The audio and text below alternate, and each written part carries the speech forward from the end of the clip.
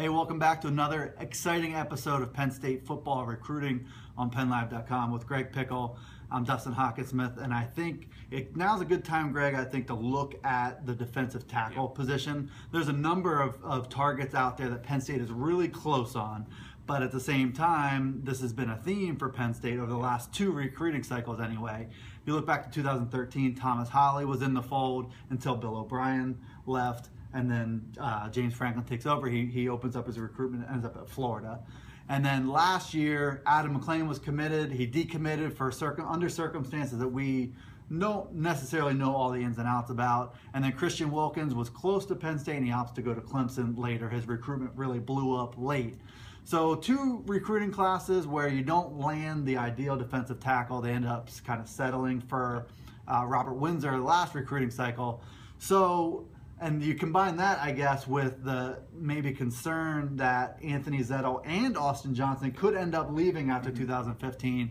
But I remain committed to the fact that the public perception of the position and how dire it is and the coaching staff's perception is very different. Yeah, it absolutely is. So you look at why the perception on one hand is such a bad outlook, and the reason is exactly what you just said. Zettel and Johnson could be heading elsewhere, of course, to the NFL at the end of this upcoming 2015 season, and the depth really isn't there. Robert Windsor's a guy that obviously has potential, but he's going to need some time, I think, to get ready to go to play Big Ten football. You look at what Penn State brings in the class of 2015, I think that's where things sort of split. There has to be the understanding that of the guys they signed, Windsor, of course, is going to be perhaps a defensive tackle. He has some options with his size, but Ryan Buchholz is a guy that can move inside. Kamonte Carter is a guy that can move inside. So you look at, Penn State signed a lot of ends by position out of high school in the class of 2015, but those guys can move inside. And I think the thing that differentiates this recruiting class from maybe the last two is that Penn State doesn't sit well with just one or two top flight talents. They sit well with 4 or 5, a handful of them. And at the end of the day, if they can't land any of them, well, that's really obviously a problem. We have a long way to go. We just had Juan Ellis Jordan put Penn State in his top 4. Rashad Wheeler out of Pittsburgh, a defensive tackle, has Penn State in his top grouping. Penn State sits pretty well with a lot of these guys. I'd argue better than maybe they did in years past with these guys. And I think at the end of the day, that's what's going to make the difference. I don't think you look at it maybe the same upside as, say, Adam McLean or the same upside as Christian Wilkins, but these are all attainable regional talents that Penn State is sitting well with. Michael Dwumfor is another one. Christian Cologne is another one. So you've got 4 at least where Penn State is within arm's reach, and you have to think that they're going to follow through and get at least 1 or 2 of those guys. We'll see about that.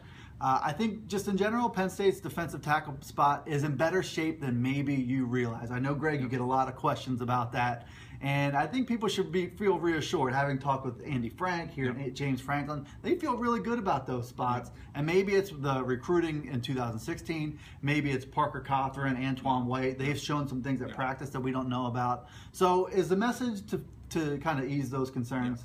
Okay. Yeah, absolutely. No question about it. I mean, of course, the program's going to say that they feel really good, but you hear Sean Spencer talk about Parker Cothran and Antoine White too often forgot about guys. They really, really like what they've seen from those guys. Sean Spencer believes those two could play anywhere else in the country, and perhaps start if they weren't at Penn State behind the twin towers of Anthony Zettel and Austin Johnson. So I think Penn State's okay. It's imperative. The depth is really what the concern is. It's imperative they get at least 2 of these guys that they're in this recruiting class. There you have it. Visit us again, PennLive.com/Penn State football for more videos like this one. And in the meantime, just stay calm.